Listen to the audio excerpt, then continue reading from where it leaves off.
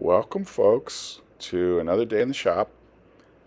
I'm grabbing a few minutes in the morning before my first student arrives, and I'm doing that by picking up a project I've been putting off, been procrastinating.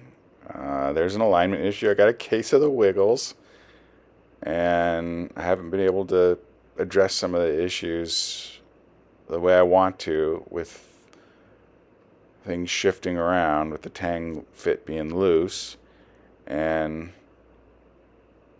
it's time to do something about it. So today I'm doing a Tang bedding.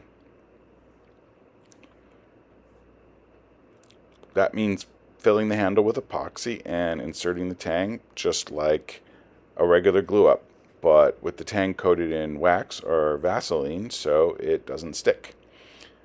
When the epoxy sets, 4 or 5 hours later, however long that's going to take, I can then pull the Tang cleanly out. I can pop the whole thing out with a block and a hammer, and I will have a perfect casting of the Tang inside the handle. This means I have a repeatable precision available to me. Anytime I put the blade back in, it fits exactly. As many times as I take it out or put it back in, it's going to fit, bolster to wood, detail to detail. Everything's going to line up. Whatever it is, alignment, file work, whatever I'm doing, I will have that repeatability to lean on. And this is the fix that I needed and what I've been avoiding. So today, we're doing it.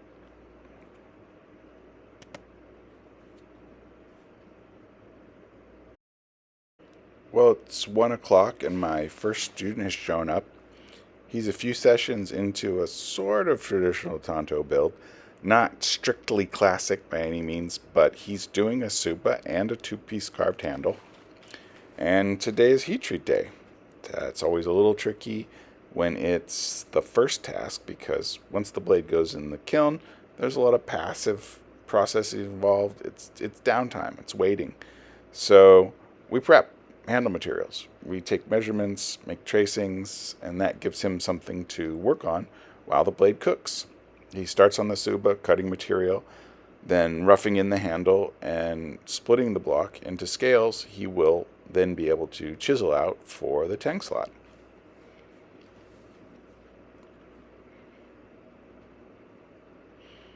After that, he's going to start drilling some holes in the guard or the Tsuba, which he'll then be able to filing out the webbing and squaring the sides. But all of this stuff is going to stop short. No final dimensions, as we don't have the final piece out of the kiln and temper oven yet.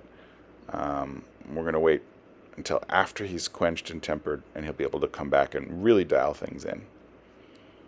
He's getting ready, for the quench. Here he goes into the oil, into the straightening jig, and that's where we'll leave it for the day. And then it's my turn to take some lunch, take a break, shoot the shit with Ting, and reset for my evening class.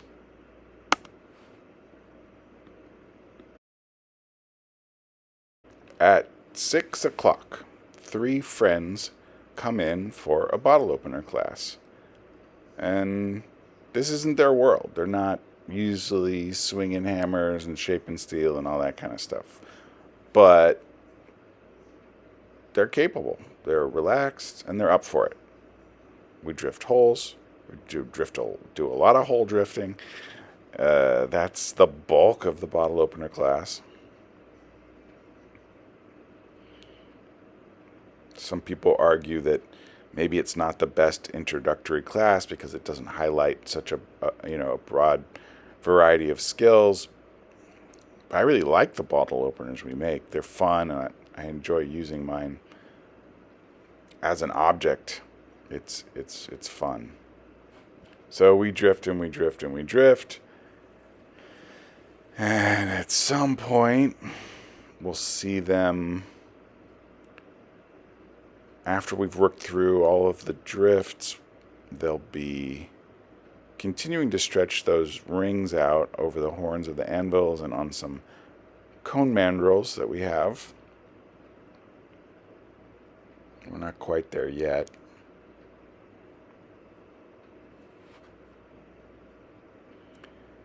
Once the rings are all the way stretched out, the next step is knocking in the tooth. I call it the tooth.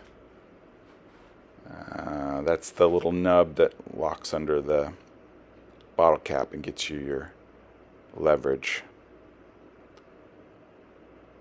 Okay, we got the cone mandrels out. They're getting there. We're getting there. Once we get through knocking in the tooth, we can do some handle shaping. And the last step, we brush, we give them some vigorous wire brushing, and then we get into some wax. Beeswax, we heat up the steel and get into the beeswax. We were maybe a little hot with our steel. You'll see some plume of smoke in a little bit, and maybe burning some wax there.